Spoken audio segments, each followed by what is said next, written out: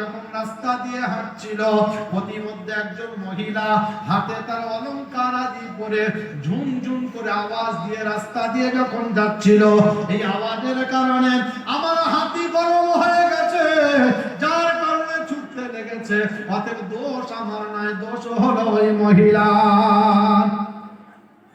বলল হাতিওয়ালা খালাস, মহিলাকে ডাক করো। মহিলাকে ডাকা হলো, ডাকার পরে বলা হলো তোমাকে ফাঁসি দেওয়া হবে, তোমার কারণে হাতি চেপেছে, আর হাতি চাপার কারণে মশলা খারাপ হয়েছে, এজন্য দুটো বাচ্চা মারা গেছে। মহিলা বলল জাহাপানা, অলংকার আমি পরেছি ঠিক আছে, কিন্তু দোষ তো আমার নয়, দোষ হলো ওই স্বর্ণ করে যিনি অলংকার মানিয়েছে, দোষ আমার নয়। এবার হাতিওয়ালা ছেড়ে দেওয়া হলো, স্বর্ণকরকে ডাক করা হলো। মহিলা খারাপ, স্বর্ণকরকে ডাকা হলো, বলা হলো এমন অলংকার কেন তৈরি করেছো বলো। স্বর্ণকর বলেন জাহাপানা, এটাই আমার কর্ম, এটাই আমার জীবিকা, এটাই করে আমার জীবিকা চলে। বললো এর কারণে তোমাকে ফাঁসি পর্যন্ত দেওয়া হতে পারে। স্বর্ণকার বলছেন জাহাপানা, এটাই আমার কর্ম, আর এর কারণে যদিও ফাঁসি হয়ে যায় আমি স্বর্ণকার তাতে রাজি আছি। বলল স্বর্ণকারের ফাঁসির রায় হয়ে গেল, অমুক দিন ফাঁসি হবে। সকাল 10টার সময় স্বর্ণকারকে হাজির করা হলো, ফাঁসির মঞ্চে চাপানো হলো, ফাঁসির রশি চাপানো হলো, কিন্তু দুর্ভাগ্যের বিষয় হলো স্বর্ণকরের গলাটা এত চিকুন, এত সরু, যার কারণে ফাঁসির রশিটা বারে বারে খুলে যায়, ফাঁসির রশি আর টেকে না। খবর পাঠানো হলো জাহাপানা, স্বর্ণকরের গলাটা চেপন হওয়ার কারণে ফাঁসির রশিটা তার গলাতে টেকে না। বলল ঠিক আছে যাও, এই দেশের মধ্যে খোঁজ করো, যার গলা মোটা, যার গলাটা বেশি মোটা তাকে হাজির করো। খুঁজতে খুঁজতে খুঁজতে খুঁজতে এক সময় সেই পীরের মুরিদ, মনে আছে তো, কমাদানি ঘি খামা, হাজির করা হলো। এমন সময় ফাঁসির রায় হয়ে গেল, মুরিদের ফাঁসি হবে। আর আপনারা জানেন মৃত্যুর আগে শেষ ইচ্ছা একটা জিজ্ঞাসা করা হয়, হ্যাঁ না না, হ্যাঁ। এবার সাগরেদকে জিজ্ঞাসা করা হচ্ছে, বলো তোমার মৃত্যুদণ্ড দেওয়ার আগে তোমার জীবনের শেষ কি ইচ্ছা আছে বলো। কিছু ভালো খেতে চাও, কিছু সুন্দরী দেখতে চাও, কি তোমার খায়েশ আছে বলো। এমন সময় বলছেন জাহাপানা, ভুল যা করেছি তো মাপ হওয়ার না, জীবনের শেষ ইচ্ছা একটা হলো মরণের আগে আমার পীরের সাথে একবার দেখা করতে যাই। জোরে বলেন সুবহানাল্লাহ, নারে তাকবীর। ওস্তাদের মা শেষ রাতে বলল আমি আমার পীরের সাথে দেখা করতে চাই। ঠিকানা দেওয়া হলো, পীরকে এনে হাজির করা হলো। আনার পরে বলছেন হুজুর আমাকে বাঁচান, আজ ফাঁসি থেকে বাঁচিয়ে নেন, আর দ্বিতীয়বার আপনার অবাধ্য আমি হব না। এমন সময় পীর বলল বেটা শোন, যখন তোর গলাতে ফাঁসির রশি চাপাতে যাবে এমন সময় আমি বলবো আমার সাগরেদকে ফাঁসি দিও না, ওই রশিটা তোমরা আমার গলাতে চাপিয়ে দাও। আর যখন তারা আমার গলাতে পরাতে আসবে তখন তুমি বলবে আমার পীরের গলাতে ফাঁসি দিও না, ওই ফাঁসিটা তোমরা আমার গলাতে চাপিয়ে দাও। যেমন বলার তেমন কাজ। সাগরেদের গলায় যখন দড়ি দেয় তো বলে আমার সাগরেদ বলে আমার গলাতে দাও, পীর বলে না না খবরদার খবরদার খবরদার, আমার সাগরেদের গলাতে দেবে না, রশিটা তোমরা আমার গলাতে পরিয়ে দাও, আমার গলাতে চাপিয়ে দাও। এমন সময় যখন পীরের গলাতে চাপানো হয় সাগরেদ বলে না না না আমার পীরের গলাতে দিও না। এমন দেয়া হলো জসা। পীর বলে আমার গলায় দাও, সাগরেদ বলে আমার গলায় দাও, বুঝতে কিছু পারলাম না। জজ সাহেব বলল দাঁড়াও, দৌড় দিয়ে এসেছে। জজ সাহেব কি ব্যাপার? পীরকে জিজ্ঞাসা করছে, হুজুর কি ব্যাপার, আপনিও ফাঁসি চান, আপনার সাগরেদও ফাঁসি চায়? তো পীর সাহেব বলছেন, বাবা এই মুহূর্তে আমি দেখতে পাচ্ছি এই রশিতে যে মৃত্যুবরণ করবে সোজা জান্নাতে চলে যাবে। হাকিম বলল, পীরকে সরিয়ে দাও, পীরকে সরিয়ে দাও, সাগরেদকে সরিয়ে দাও, ফাঁসির রশিটা তোমরা আমার গলায় চাপিয়ে দাও। বাবাজি, আমার ভাইয়েরা, সোনার চাঁদ বন্ধুরা, আমার জ্ঞানী গুণী সুধী মানুষেরা, আল্লাহ ওয়ালা বাবাজিরা, সোনামণি মায়েরা, বোনেরা, জন্য বেশি চালাক হতে যেও না, বেশি চালাকি করতে যেও না। কোরআন বলছেন, ইন্নাল্লাযীনা ইউহিব্বুনা আন তাশিআল ফাহিশাতু ফিল্লাযীনা আমানু লাহুম আযাবুন আলীম ফিদ দুনিয়া ওয়াল আখিরাহ ওয়াল্লাহু ইয়ালামু ওয়া আনতুম লা তা'লামুন। কোরআনে পাকের পারা নাম্বার 18, সূরা নূর, আয়াত নাম্বার 19, একেবারে বাম দিকের পৃষ্ঠার উপর থেকে উজরা করছি দেন, ইন্নাল্লাযীনা ইউহিব্বুনা আন তাশিআল ফাহিশাতু ফিল্লাযীনা আমানু। দুনিয়ার ওই সমস্ত মানুষদিগকে বলো যারা সবকিছু শোনার পরে, জানার পরে আমি আল্লাহর হুকুম মানতে চাইলো না, আমার নবীর তরিকা মানতে চাইলো না, তাদেরকে শুনিয়ে দাও ফিদ দুনিয়া ওয়াল আখিরাহ। দুনিয়ার জিন্দেগিটা ভয়াবহ জিন্দেগি হবে, যেটা কাউকে বলতে পারি না। কোলের বিবি কাছে থাকবে, হেসে কথা বলবে না। জোয়ান যুবক ছেলে থাকবে, আব্বা বলে ডাকবে না। টুকটুকি তোর বিবি হবে, দুলা ভাইয়ের সাথে হেসে কথা বলবে, স্বামীর সাথে বলবে না। পাড়ার দেবরের সাথে গলায় গলায় মিলে যাবে, স্বামীর সাথে থাকবে না। দুনিয়া ওয়াল আখিরাহ, দুনিয়ার জিন্দেগিটা ভয়াবহ হবে, কষ্টের জিন্দেগি কাটবে, কাউকে বলতে পারবি না। দুনিয়া ওয়াল আখিরাহ, আর আখিরাতের জিন্দেগি এমন কষ্টময় জিন্দেগি হবে, তোর পিছনে রিং লাইটটা জ্বলে, রিং লাইটটা বললে জ্বলে। কোরআন বলছেন, ইয়া আইয়ুহান নাস ইত্তাকু রাব্বাকুম ওয়াখশাউ ইয়াওমান লা ইয়াজজি ওয়ালিদুন আন ওয়ালাদিহি ওয়ালা মাউলুদুন হুয়া জাযিন আন ওয়ালিদিহি শাইআ।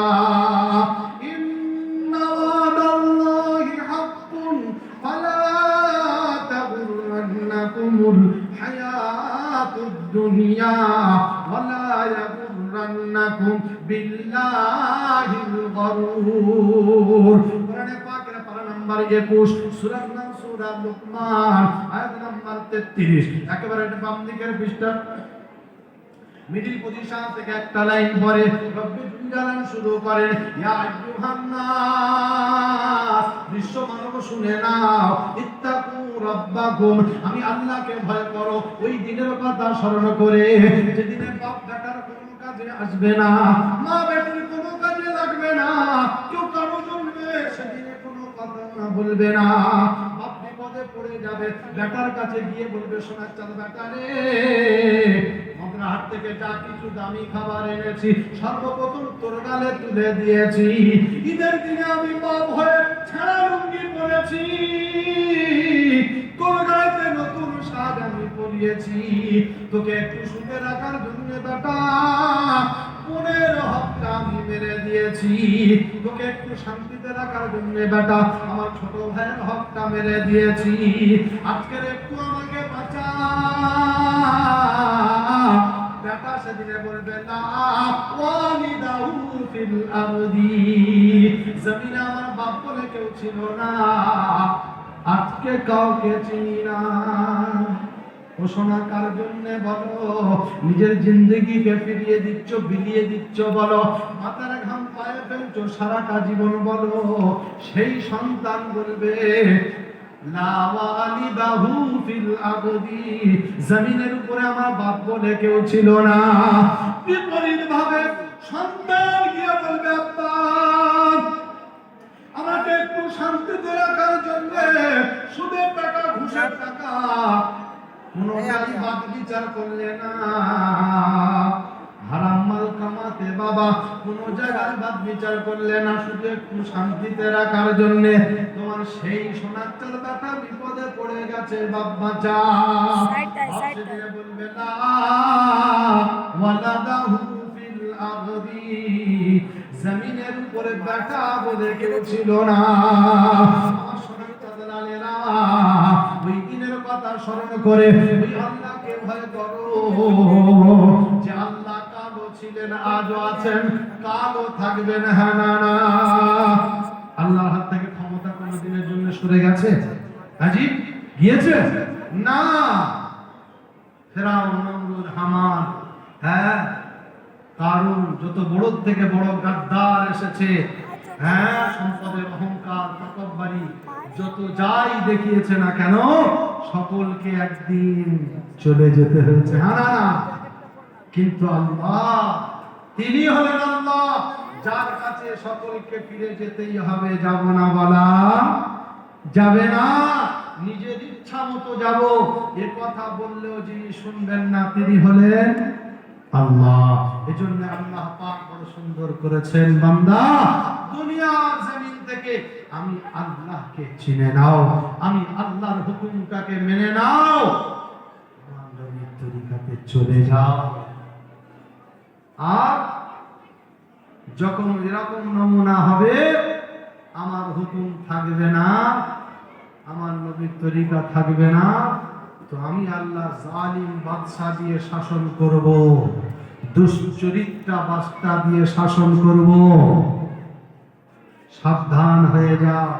আজ মুসলমান সতর্ক। আর কবে হব বলো? কবে আর হব? একের পর এক আসছে না, আসছে না।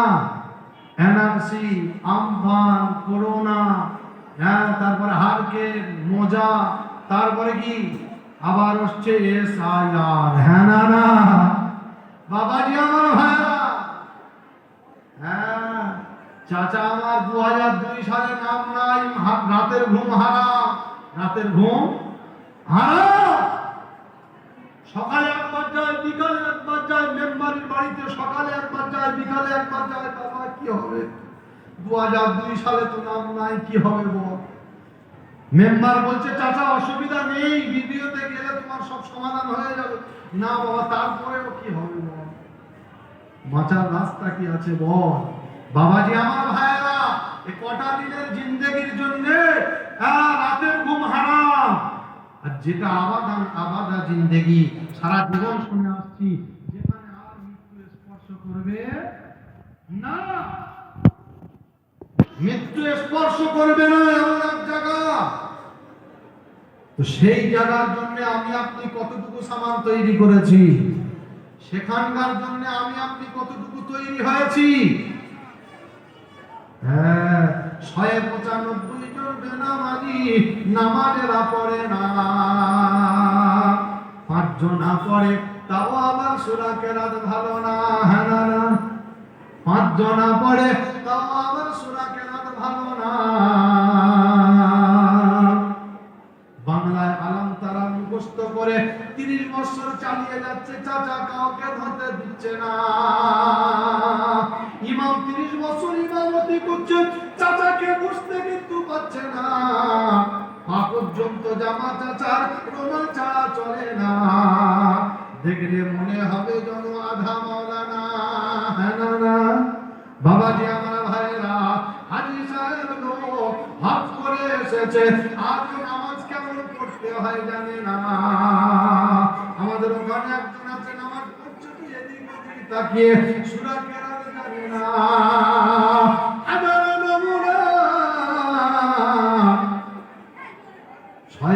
95 জন বেনামাজি নামাজেরা পড়ে না, 5 জনা পড়ে তাও আবার সূরা কেরাত ভালো না। জুমার দিনে ইমাম বাড়ি যাচ্ছে, বললো চাচা চালিয়ে নিও, যেন অসুবিধা করো না।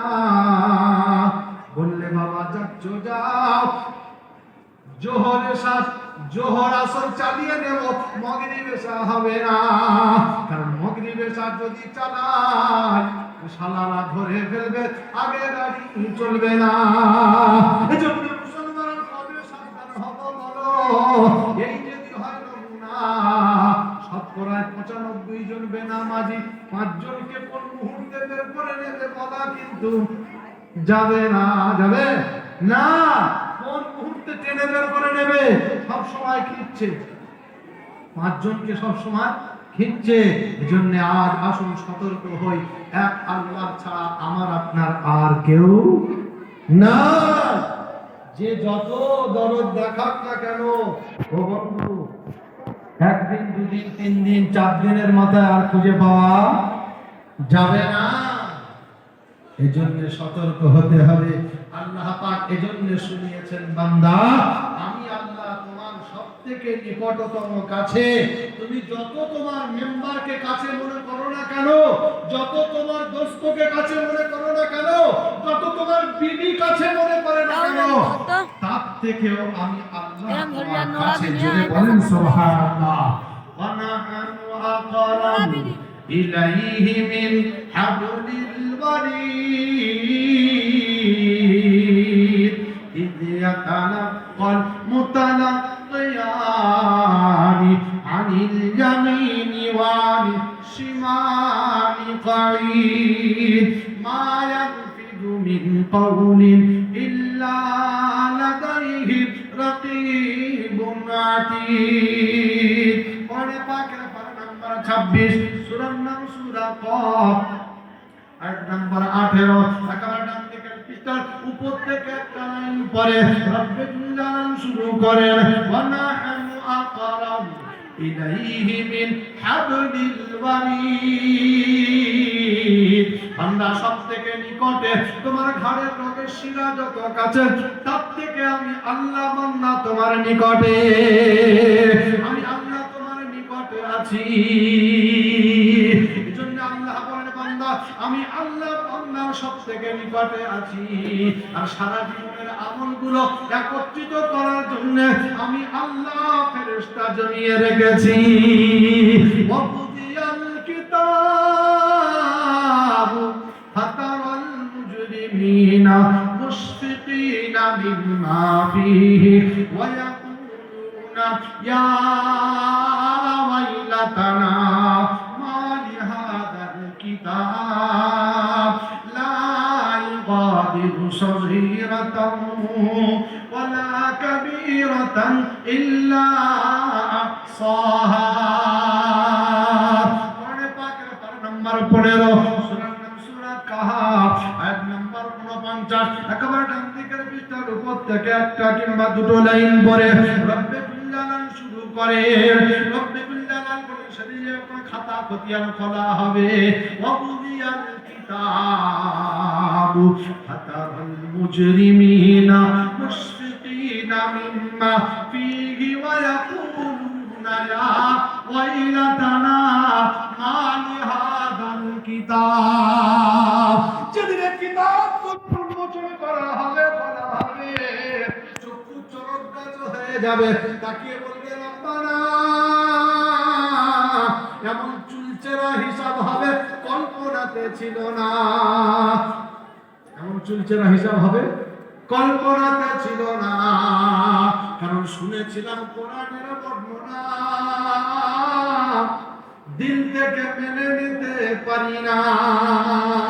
ফাতারাল মুজরিমিনা মুশফিকিনা মিম্মা ফীহি ওয়া ইয়াকুলুনা ইয়া ওয়াইলাতানা মা লিহাদাল কিতাব লা ইউগাদিরু সগীরাতান ওয়ালা কাবীরাতান। ছোট থেকে ছোট গুনাহ, বড় থেকে বড় গুনাহ একটাও বাদ যাবে না। এটাই শুনিয়েছে, তাই রব্বানা ফাদাক্কির ইন্নামা আনতা মুযাক্কির লাস্তা আলাইহিম বিমুসাইতির ইল্লা মান তাওয়াল্লা ওয়া কাফার ফায়ুআযিবুহুল্লাহু আযাবান আকবার ইন্না ইলাইনা ইয়াবাহুম থুম্মা ইন্না আলাইনা হিসাবাহুম। বিন্দু থেকে বিন্দু গোনা একটাও বাদ যাবে না। ধরবো আমি সেদিন কষে একটুও ছাড় পাবি না। এজন্য সতর্ক হতে হবে বন্ধু আমার। দুনিয়া থেকে যদি আমি আপনি সতর্ক হয়ে যাই, খোদার কসম খেয়ে বলে গেলাম, দুনিয়া থেকে জান্নাতের সংবাদ পেয়ে যাবে। এটাই আল্লাহর ঘোষণা। জোরে বলেন সুবহানাল্লাহ।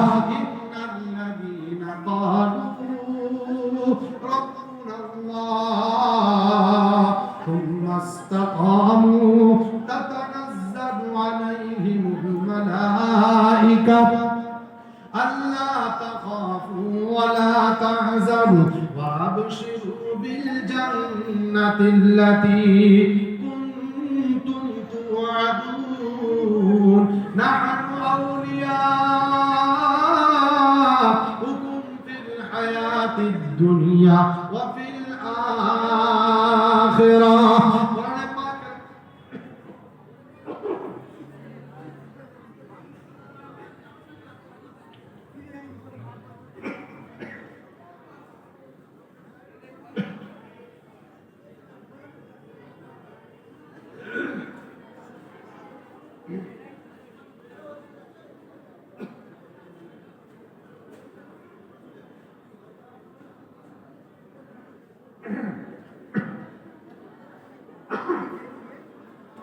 এজন্য আমার বাপেরা ভাইয়েরা, ওদিনটা বড় ভয়াবহ দিন হবে।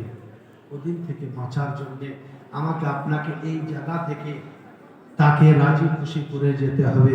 যাব সবাই ইনশাআল্লাহ। আল্লাহ পাক বলেন আমার বান্দার নমুনা ইন্নাল্লাযীনা ক্বালু রাব্বুনাল্লাহ। যাবতীয় কাজের উপরে ভরসা আমি আল্লাহর উপরে করে। জোরে বলেন সুবহানাল্লাহ।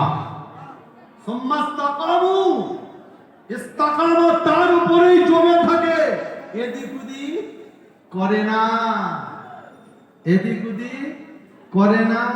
আর আমরা কি করি? সুবিধাবাদী। যেখানে দেখছি মাল ঘাটতি, পালা, থাকা যাবে না।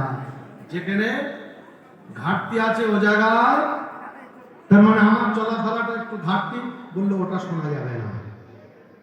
হ্যাঁ জি, খানিক এগিয়ে যা, খানিক ওদিক, এটা আল্লাহর কাছে চলে না। যদি এর উপরেই ইস্তেকামাত থাকতে পারো, জমে থাকতে পারো, আল্লাহ পাক বলছেন তাতানাজ্জালু আলাইহিমুল মালায়েকা, আমি আল্লাহর তরফ থেকে ফেরেশতা নামিয়ে দেব। জোরে বলেন সুবহানাল্লাহ। আর ফেরেশতা নামিয়ে দেব হেফাজত করার জন্য। দুনিয়া আখিরাত যাবতীয় ঘাটি মঞ্জিল গুলো ফেরেশতা গিয়ে তোমাকে সাহায্য করবে। আর এমন ভাবে সাহায্য করবে যেটা আমার কল্পনাতে ছিল না। এর জন্য আমাকে আপনাকে আল্লাহর হুকুম নবীর তরিকাতে চলতে হবে। চলবো সবাই ইনশাআল্লাহ? হ্যাঁ, যদি চলি তো তাহলে ভাগ্যবান, আর যদি না চলি তো তাহলে আমরা বুদ্ধিমান। কি মান? বুদ্ধিমান। হ্যাঁ, এবার ভেবে চলতে হবে যে ভাগ্যবান না বুদ্ধিমান। যদি বুদ্ধিমান হন তাহলে এখানে বলে বলে পার হয়ে যাবে, আর শুলেই বুঝতে পারবে একেবারে। আর যদি ভাগ্যবান হন তো এখানেও শান্তি, মরেও শান্তি, কবরেও শান্তি, আর তারপরে জান্নাতে গিয়েও শান্তি। জোরে বলেন সুবহানাল্লাহ। হ্যাঁ, এজন্য রাব্বুল আলামিন সুন্দর করে শুনিয়েছেন, ওয়ামা আতাকুমুর রাসূলু ফাখুযুহু ওয়ামা নাহাকুম আনহু ফান্তাহু ওয়াত্তাকুল্লাহ ইন্নাল্লাহা শাদীদুল ইকাব। পাকের পারা নাম্বার 28, সূরার নাম সূরা হাসর, আয়াত নাম্বার 7। একেবারে বাম দিকের পৃষ্ঠার মিডল পজিশন থেকে দুটো লাইন পরে রব্বে জুল জালাল শুরু করেন, ওয়ামা আতাকুমুর রাসূলু ফাখুযুহু। আমার রাসূল যেটা উপদেশ দেবে, আদেশ দেবে, মাথা নত করে মেনে নেবে, যদিও সেই জাগাতে তোমার লস থাকে।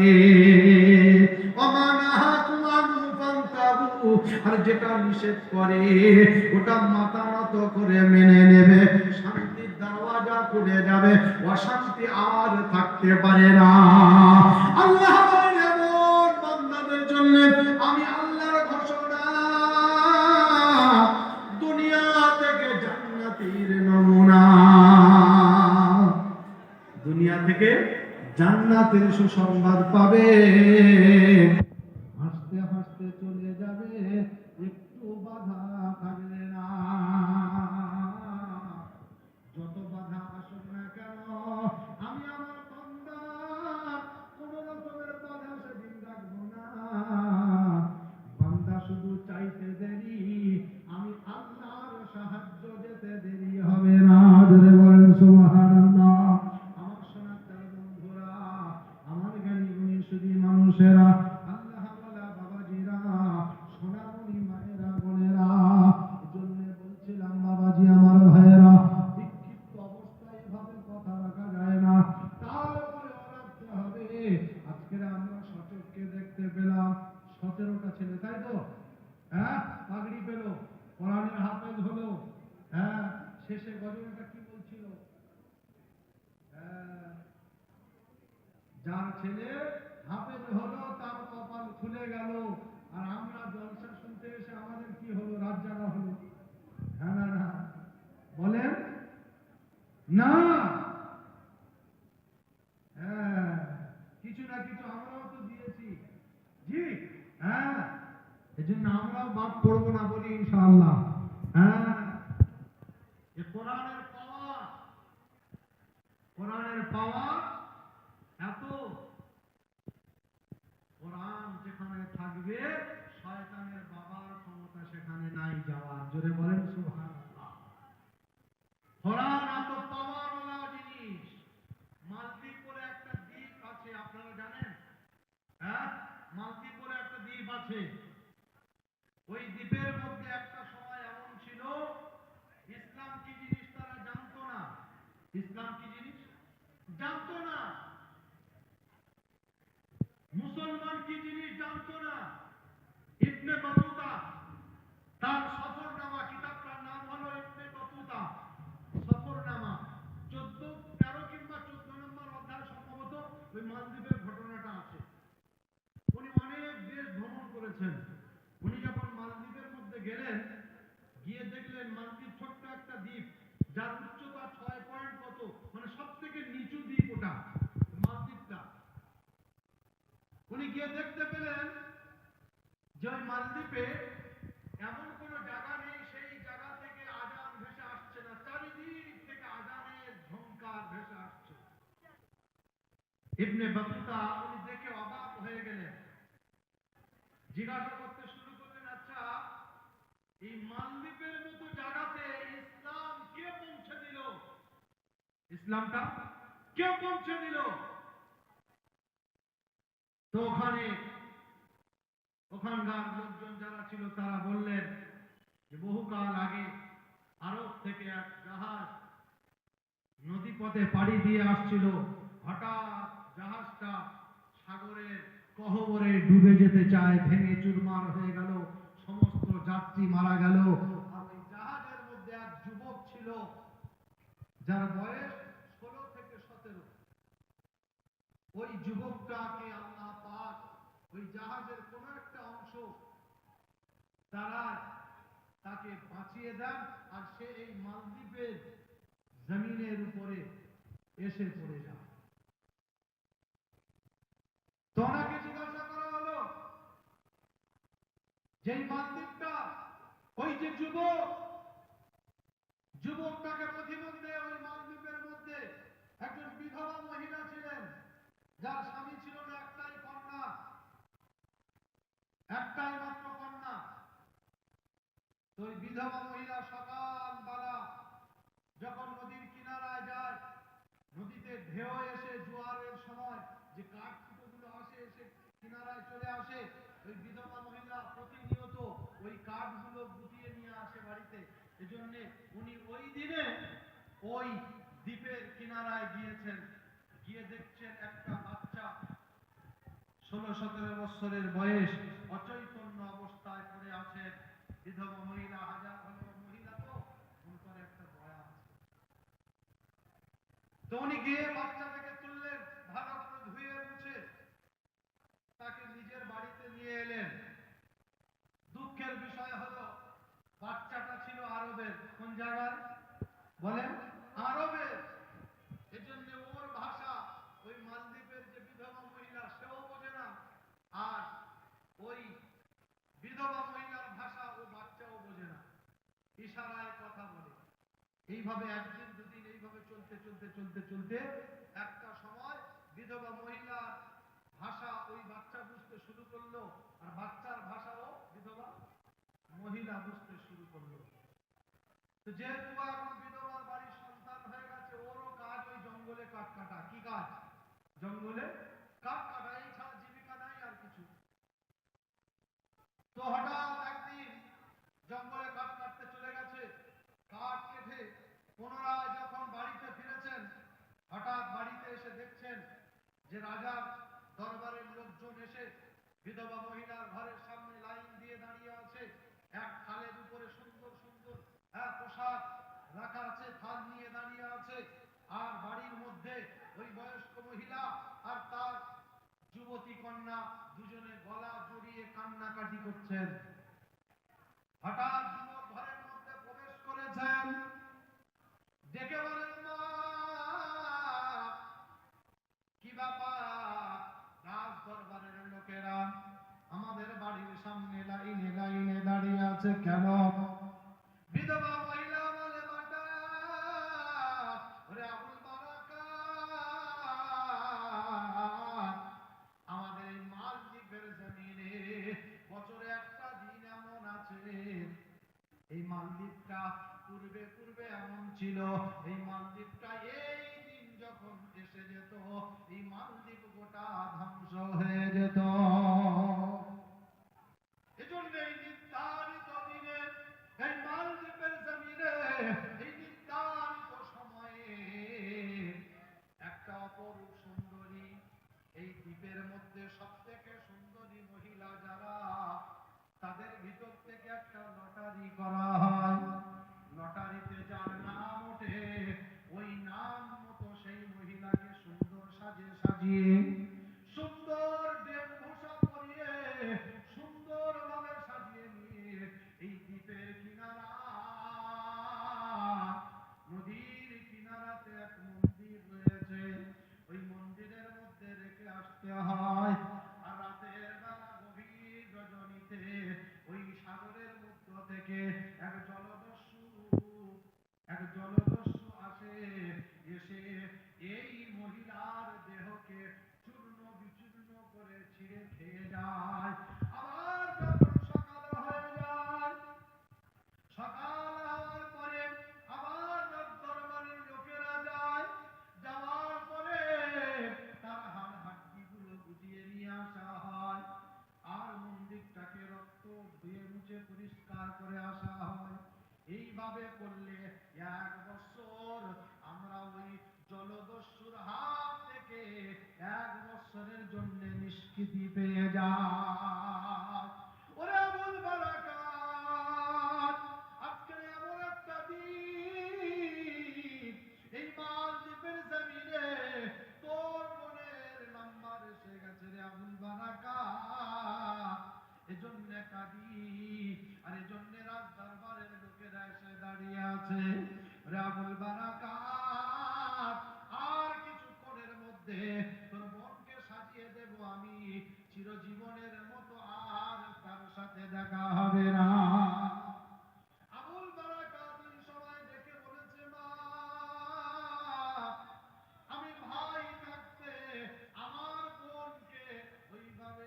জলদস্যু খেয়ে নেবে, আমি ভাই কোনোদিন মেনে নিতে পারি না। জোরে বলেন আল্লাহু আকবার। আবুল বারাকাত থেকে বলে, মা আমি ভাই থাকতে এটা অসম্ভব হতে দিতে পারি না। বিধবা মহিলা বলে, ওরে আবুল বারাকাত, তোকে আমি পেটে গর্ভে রাখি নাই, তারপরেও তোকে আমি কলিজার মধ্যে জায়গা দিয়েছি রে বেটা। তুই আমার আসল সন্তান না হলেও তোকে আমি কলিজার মধ্যে জায়গা দিয়েছি, তোকে আমি সন্তান রূপে মেনে নিয়েছি, তোকে আমি কোন রকম বিপদে পড়তে দেব না। আবুল বারাকাত সবাই দেখে বলেছে, মা আমার বোনের মুখেতে দাড়ি নাই, আমার মুখেতে দাড়ি নাই, আমার বোনের মোচ নাই, আমারও মোচ নাই। মা বোনের দেশটা রাজদরবার থেকে আসা দেশ, ওই দেশটা আমার গায়েতে পরিয়ে দাও। সেই পাকজাতের কসম খেয়ে বলি, মা আমি মুসলমান, আর মুসলমান এক আল্লাহ ছাড়া আর কাউকে ভয় করে না। যারা বলেন নারায়ে তাকবীর। মুসলমান এক আল্লাহ ছাড়া কাউকে ভয় করে না। মা আমি কোরআনের হাফেজ, আমি আলমের সন্তান। আবুল বারাকাত আমি 30 পারা কোরআনের হাফেজ। মা ওই জলদস্যু আমার কোনো ক্ষতি করতে পারবে না। মুসলমান বেঈমানদের উপরে, ওইভাবে নরপশুদের উপরে মুসলমানরা ভয় খায় না। অতএব শয়তান জলদস্যু আমাকে কিছু করতে পারবে না, দৈত্য আমাকে খেতে পারবে না, কারণ আমার সিনাতে আছে কোরআন। কোন কোরআন? যে কোরআন নামে মাহফুজে রাখা সংরক্ষিত কোরআন, যেটা বিশ্ব নবীর উপরে আমার আল্লাহ স্বয়ং নাজিল করেছেন। যে কোরআন যার সিনাতে আছে তাকে কোনোদিন মারতে পারে না। আবুল বারাকাত ওই সময় বলেছে, মা আমাকে দেশ পরিয়ে দাও, দেরি করো না। বিধবা বলছে, ব্যাপারে মন মেনে নিতে চাইছে না। তারপরে জিদ যখন করেছো, তোমাকে দেশ পরিয়ে দিচ্ছি আমি। কাল সকালে তোমার সাথে দেখা হবে কিনা আমি জানিনি জননী। আবুল বারাকাতকে সুন্দর সাজিয়ে দেয়া হলো, রাজদরবারের পোশাক পরিয়ে দেয়া হলো।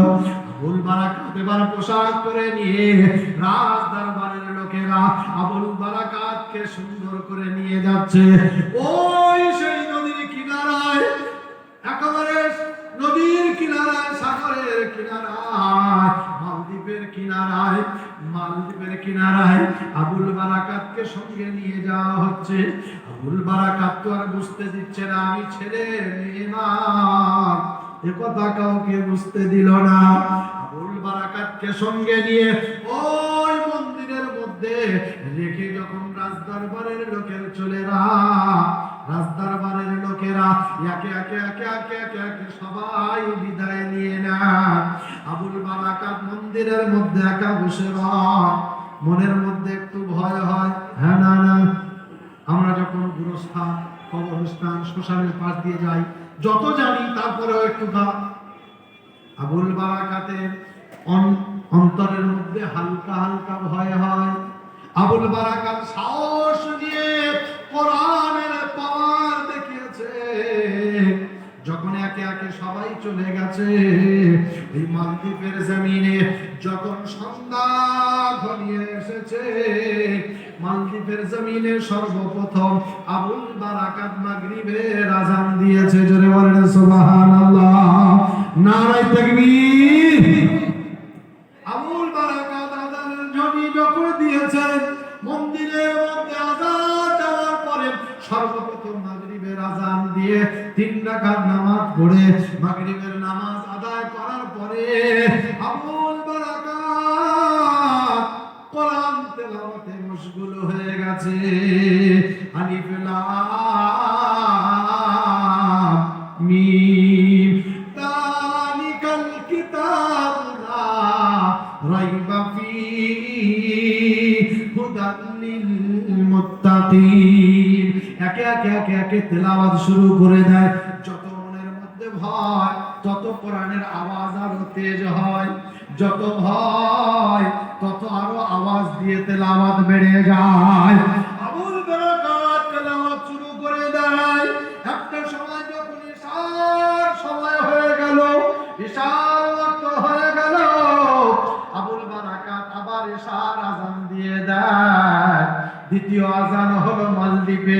ঈশার আযান যখন হয়ে গেল, ঈশার নামাজ আদায় করে আবুল বারাকাত আবার ঈশার নামাজ আদায় করার পরে মন্দিরের উপরে বসে বসে কোরআন তেলাওয়াত শুরু করে দেয়। কোরআন পড়ে এক এক করে পড়তে শুরু করে দেয়। কোরআনের আওয়াজ বেড়ে যায়। কিছু রাত অতিবাহিত হওয়ার পরে যখন গভীর রাত ঘনিয়ে এলো, আবুল বারাকাত দূর থেকে লক্ষ্য করে দেখতে পায় ওইভাবে জলদস্যু পানির মধ্যে থেকে দৈত্য আগুনের মতো ঝংকার দিয়ে ভেসে উঠেছে। দূর থেকে আবুল বারাকাত দেখতে পেয়েছে। জলদস্যু দেখার সাথে সাথে কোরআনের আওয়াজ আরো বেড়ে গেছে। দেখে আবুল বারাকাতের দিকে আগিয়ে আসে গুটি গুটি পায়। গা যেন গোটা শরীরটা আগুনের মতো জ্বলছে। আবুল বারাকাত আওয়াজ আরো বেড়ে যায়।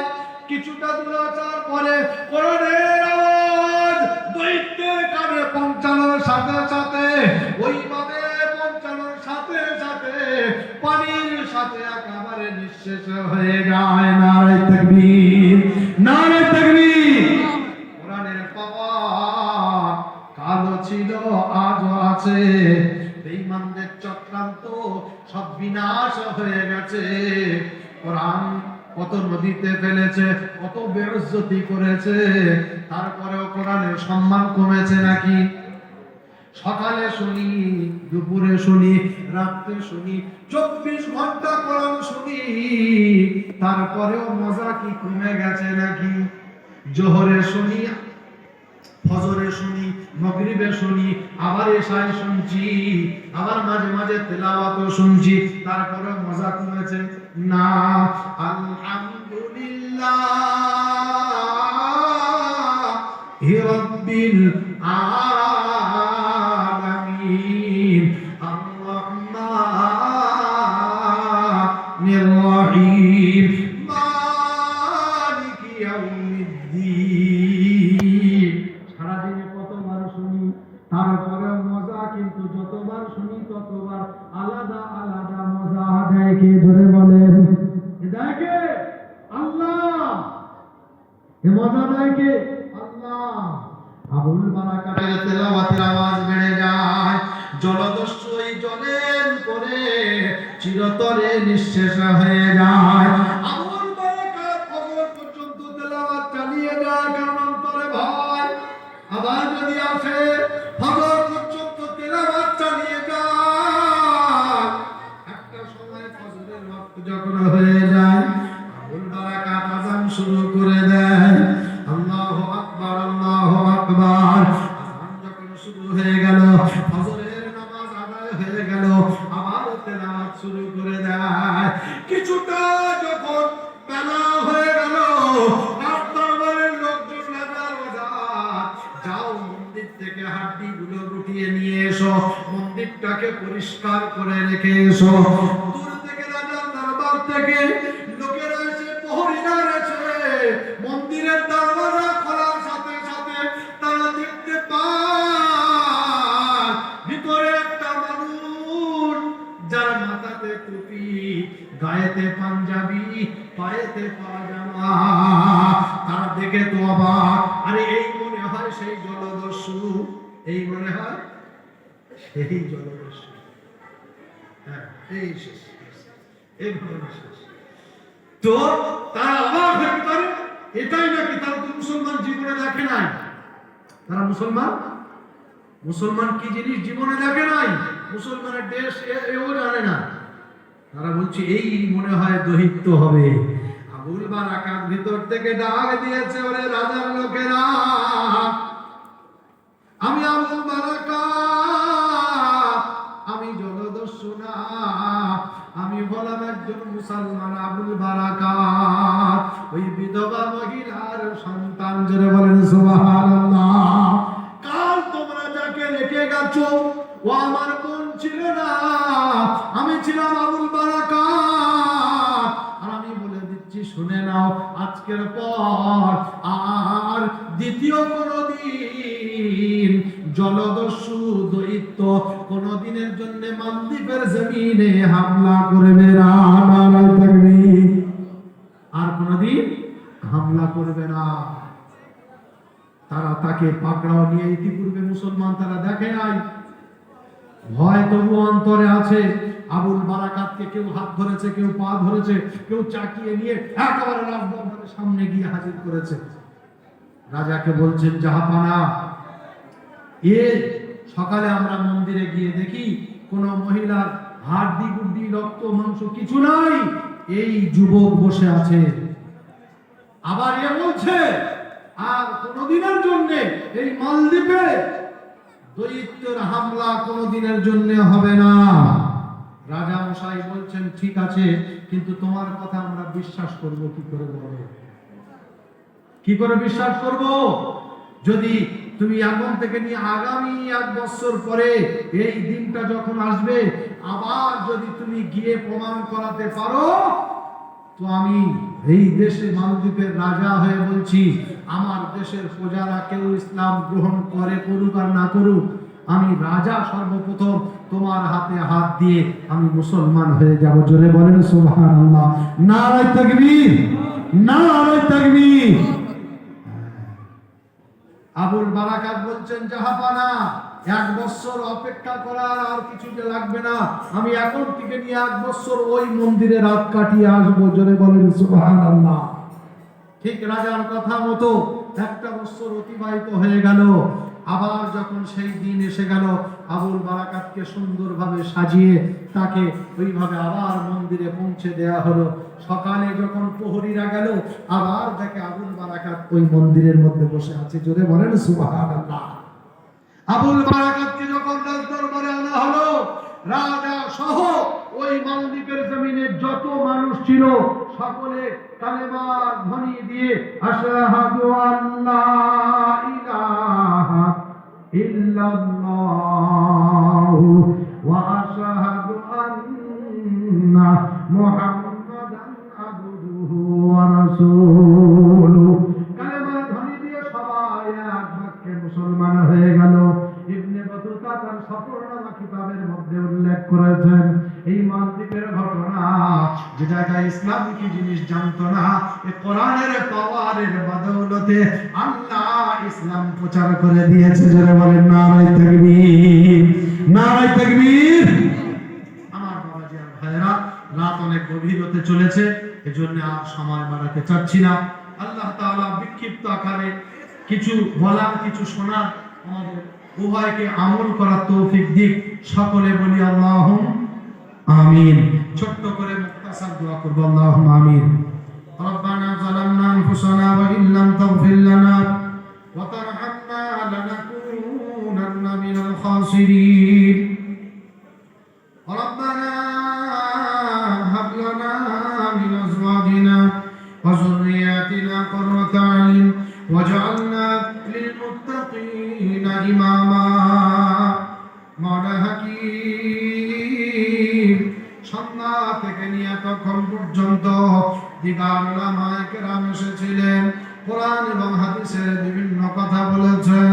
আমি গুনাহগার, শেষে এসে গুটি কয়েক কথা বলেছি। মাগুর কথা বলতে গিয়ে যদি কিছু ভুলভ্রান্তি বিয়াদবি করে ফেলি, আয় মাওলা, আপনি নিজ গুণে রহম আর করম করে আমাদের সমস্ত রকমের ভুলভ্রান্তিকে মাফ করে দেন।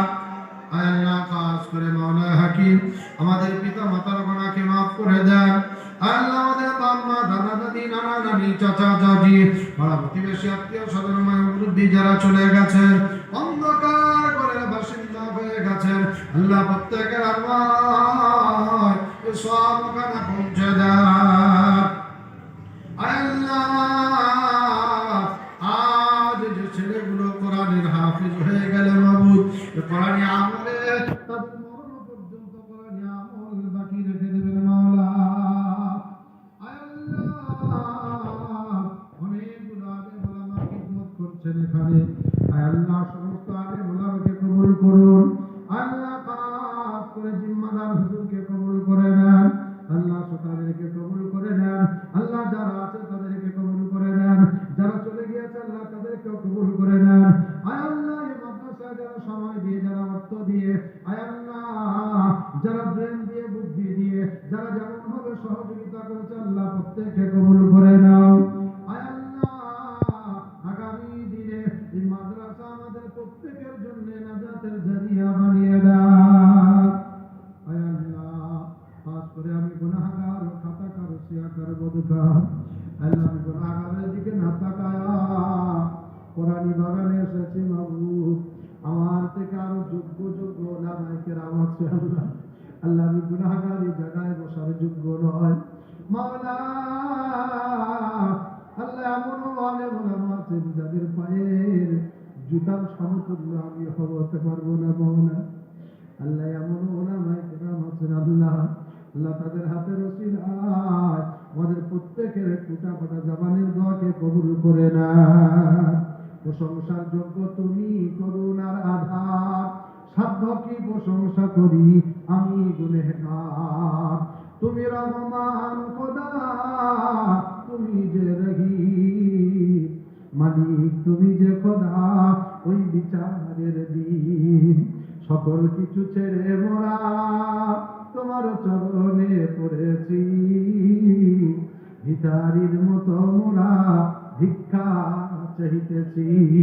সরল সঠিক পূর্ণ পন্থা মোদের বলে দাও, যে পথ ভরা ভ্রান্ত ভুলেতে চালায় না প্রভু মোদের, সে পথে কখনো দে চালায় মোদের তোমার প্রিয়জনের পথে দিয়ে। আমিন আমিন সুম্মা আমিন।